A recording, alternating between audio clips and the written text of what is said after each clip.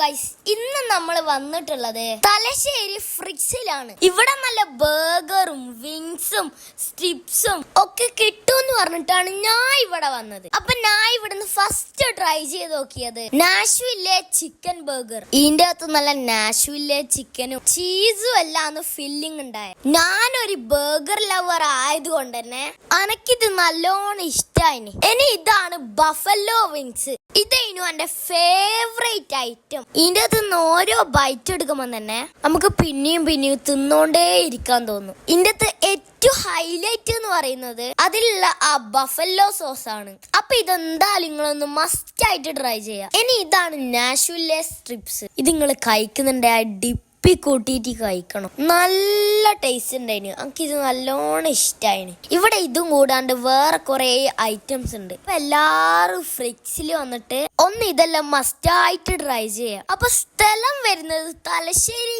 കടൽപ്പാലത്തിന്റെ അടുത്താണ്. അപ്പൊ ഒക്കെ ലൈക്ക് ചെയ്യുക, ഷെയർ ചെയ്യുക, ഫോളോ ചെയ്യുക.